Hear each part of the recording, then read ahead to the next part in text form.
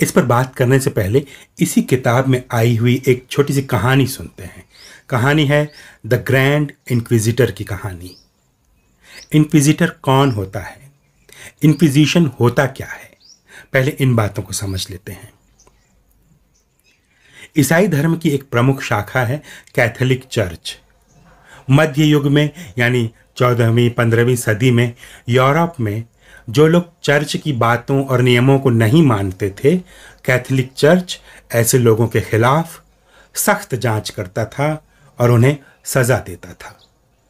मान लीजिए कोई इंसान चर्च की बातों से सहमत नहीं है और वह इंसान धर्म के बारे में तमाम तरह के सवाल कर रहा है, जैसे वो ईश्वर के बारे में अलग सोच रहा है या बाइबल को अलग तरीके से समझना चाहता है, या बस इतना भर कह देता है कि मैं चर्च के नियमों से सहमत नहीं हूं। अगर वो इतना कह देता है तो इस इंसान को धर्मद्रोही यानी हेरेटिक मान लिया जाता था।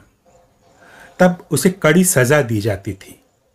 अब आप समझ गए होंगे कि इंक्विजिशन का मतलब है ऐसे लोगों को ढूंढना, उन पे जांच करना, उनसे ज़बरदस्ती कबूल करवाना और अगर वे न माने तो उन्हें सज़ा देना, जैसे उन्हें जेल भेज देना या फिर उन पर जुल्म करना या फिर उन्हें जिंदा जला देना।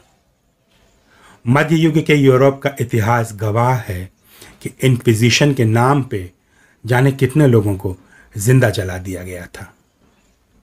अगर आप सोच रहे हो कि इंक्विजिशन के लिए हिंदी में शब्द क्या होगा, तो ये बता दूं कि इसके लिए कोई एक सटीक हिंदी शब्द नहीं मिल पाता।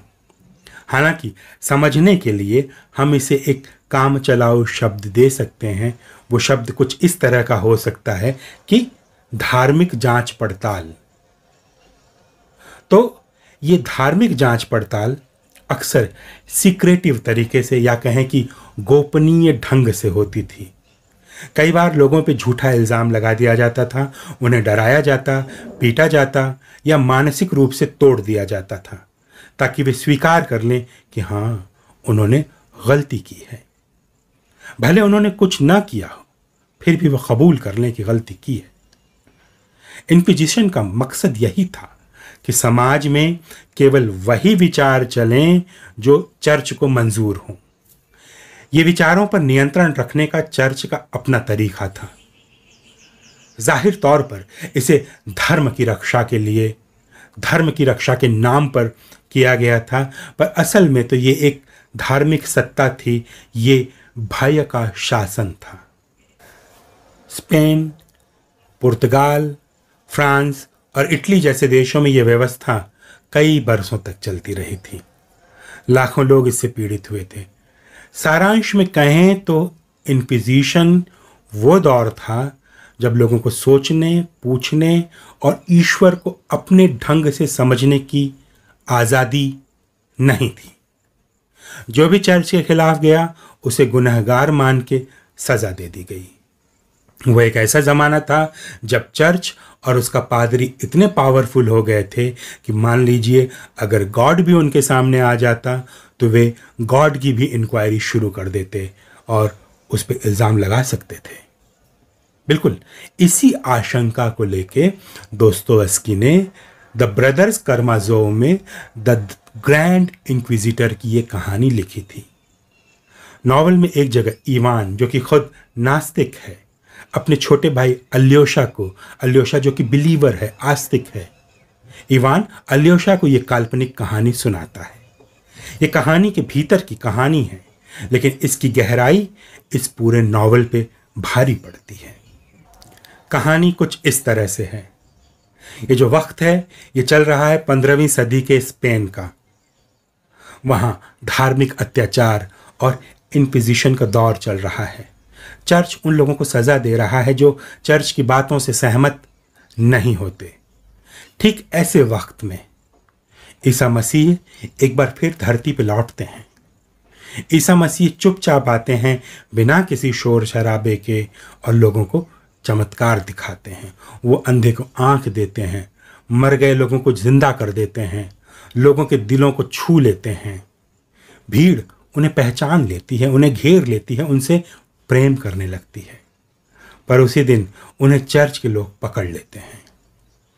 अगले दिन उन्हें जला के मार डालने का आदेश दिया जाता है और उन्हें पकड़वाता कौन है?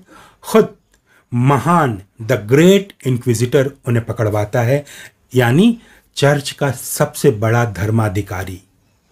वह इंसान बूढ़ा है, अनुभवों से भरा हुआ है और उसने अपनी आत्मा के भीतर की करुणा को सत्ता और व्यवस्था पावर के नीचे दबा के रख दिया है। रात को वो जेल में जाता है और ईसा मसीह से बात करता है। ईसा मसीह एक शब्द भी नहीं कहते, सिर्फ सुनते रहते हैं। इन्क्विजिटर उनसे कहता है, आपने जब धरती पर पहली बार जीवन जिया था तब आपके पास 3 मौके थे दुनिया को जीतने के। 3 मौके शैतान ने आपको दिए थे, रोटी, चमत्कार और सत्ता, पर आपने सब ठुकरा दिए थे। आपने इंसान को स्वतंत्रता दी थी, आज़ादी दी थी और यही उसकी सबसे बड़ी परेशानी बन गई। वो कहता है कि लोग रोटी नहीं चाहते, उन्हें आज़ादी नहीं चाहिए। वे बस चाहते हैं कि कोई उन्हें बताए क्या करना है, उन्हें सुरक्षा दी जाए और उनके पापों की जिम्मेदारी कोई अपने ऊपर ले लिया करे। हमने यानी चर्च ने ठीक यही किया है।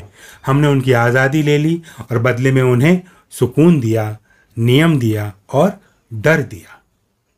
ईसा मसीह, आपने जो किया था वो बहुत ऊंचा था, पर लोग उस ऊंचाई को सह नहीं सकते।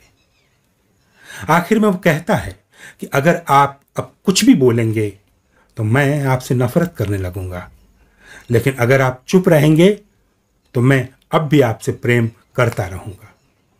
ईसा कुछ नहीं कहते, वे बस प्यार से मुस्कुरा देते हैं। उनकी निश्चल मुस्कान देख के इन्क्विजिटर चौंक जाता है, कांपने लगता है और अंततः ईसा को जाने के लिए कहता है, ये कहते हुए कि जाओ और फिर कभी लौट के मत आना। कितनी गहरी कहानी है ये। एक तरफ है ईश्वर और दूसरी तरफ है ईश्वर का पुजारी, वो पादरी। ईश्वर के पुजारी ने धर्म के नाम पे जुल्म मचा रखा है और अगर ईश्वर उस जुल्म को ठीक करने के लिए आ जाएंगे तो ये पादरी, ये पुजारी ईश्वर को भी जेल में डलवा सकता है। अगर ईश्वर या उनका बेटा रोक टोक करेंगे तो पादरी उनसे प्यार करना बंद कर देगा। धर्म की इससे बड़ी सच्चाई क्या दिखाई जा सकती है कि एक समय रीति रिवाज और कर्मकांड खुद ईश्वर से बड़े साबित कर दिए जाते हैं। इसमें पादरी जो बातें कहता है उसके कई गहरे मायने हैं। ये कहानी द ब्रदर्स कर्माजोव के समाज में ही नहीं बल्कि हमारे आज के समाज में भी पुरानी नहीं पड़ी है। पादरी कहता है कि आज़ादी एक बोझ है। वो कहता है कि लोग स्वतंत्रता नहीं चाहते, लेकिन क्यों? क्योंकि आज़ादी डरावनी होती है। सोचिए, अगर आपको अपनी ज़िंदगी का हर फैसला खुद लेना हो, क्या सही है क्या गलत है ये खुद तय करना हो, तो क्या आप ऐसा करने से डरेंगे नहीं? उदाहरण के तौर पे मान लीजिए आपको नौकरी छोड़ के कुछ नया करना है, लेकिन आपको डर लगता है कि नौकरी छोड़ने से कहीं कुछ गलत ना हो जाए। ज़्यादातर लोग ऐसा फैसला टालते रहते हैं क्योंकि उन्हें भविष्य के बारे में डर लगता है। इसलिए फैसला लेने की आज़ादी होने के बावजूद लोग फैसला नहीं ले पाते क्योंकि उन्हें डर लगता है। पादरी का मानना है कि लोग ऐसा डर नहीं चाहते, इसकी बजाय वो चाहते हैं कि कोई और उनके बदले फैसले ले लिया करे। आप किसी काउंसलर के पास चले जाएंगे, ज्योतिषी के पास चले जाएंगे, घर वालों से पूछेंगे, दोस्तों से पूछेंगे और जैसा वे कहेंगे उस हिसाब से फैसला ले लेंगे। पादरी कहता है कि आज़ादी एक बोझ है और अपने इस नॉवल में दोस्तोवस्की एक गहरा सवाल पूछते हैं, क्या आप अपनी आज़ादी का बोझ उठाने के लिए तैयार हैं? आज़ादी एक जिम्मेदारी भी है और उसके वजन को उठाना ही होता है, वरना गुलाम बने रहना तो बहुत आसान होता है। पादरी कहता है कि लोग रोटी चाहते हैं न कि आज़ादी। रोज़मर्रा की दुनिया में, आज की दुनिया में ये बात भी उतनी ही सच है। सोचिए, हम कितनी बार आराम और सुरक्षा के लिए अपनी आज़ादी को छोड़ दिया करते हैं। जैसे आप एक नौकरी में, ऐसी नौकरी में फंस जाते हैं जो आपको पसंद नहीं है, सिर्फ इसलिए नौकरी कर रहे हैं क्योंकि वो नौकरी आपको पैसे देती है। आप खुद अपने बारे में सोचिए, क्या आपने कभी महज अपनी ख्वाहिशों को इसलिए नहीं छोड़ दिया, महज इसलिए नहीं छोड़ दिया कि सुरक्षा कहीं ज़्यादा ज़रूरी थी, जॉब से मिलने वाली सिक्योरिटी कहीं ज़्यादा ज़रूरी थी? दोस्तों, इसके अपने इस नॉवल में कहते हैं कि असली ज़िंदगी वो है जो आप अपनी आज़ादी से चुनते हैं, भले ही वो एक मुश्किल ज़िंदगी हो। ये कहानी सीधे सीधे धर्म, ईश्वर, आज़ादी और इंसान की कमज़ोरी पे एक तीखा सवाल करती है। इवान ये दिखाना चाहता है कि अगर ईश्वर ने मनुष्य को पूर्ण स्वतंत्रता दी है तो ये आज़ादी बहुत भारी पड़ती है। लोग डरते हैं निर्णय लेने से, वे अपने कंधों पर नैतिकता का बोझ नहीं उठा सकते, इसलिए वे किसी धर्म, किसी सत्ता या किसी नेता को अपना विवेक सौंप देते हैं। ऐसा कोई व्यक्ति जो उन्हें आदेश दे, जो उन्हें सुरक्षा दे और उनके पापों का बोझ खुद उठा लिया करे। द ग्रेट इंक्विजिटर इस बात को मानता है कि ईसा मसीह का प्रेम सच्चा है, पर वह कहता है कि ये दुनिया उस प्रेम को झेल नहीं सकती। वो मानता है कि डर और नियंत्रण, ये जो दो चीज़ें होती हैं, डर और नियंत्रण, ये प्रेम और स्वतंत्रता से ज़्यादा कारगर होती हैं। लेकिन ईसा मसीह का मौन और ईसा मसीह की मुस्कान, ये दो चीज़ें इवान की कहानी में अल्योशा के जवाब की तरह आती हैं। अल्योशा ये कहीं नहीं कहता, पर पाठक समझ जाता है कि अल्योशा का जवाब है कि प्रेम ही अंतिम उत्तर है। प्रेम बोलता नहीं है, बस दिल को छू लेता है। देखिए, ये कहानी इवान सुना रहा है और अल्योशा सुन रहा है, और मज़े की बात है कि जो रिएक्शन ईसा मसीह का है वही रिएक्शन अल्योशा का भी है, और ये बात काफ़ी कुछ कह जाती है।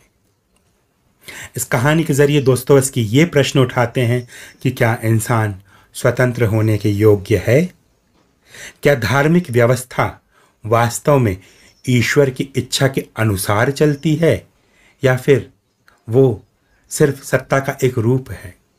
या इसी सवाल को ऐसे सुनिए कि धार्मिक सत्ता ईश्वर द्वारा बनाई गई सत्ता है या फिर इंसान द्वारा बनाई गई सत्ता?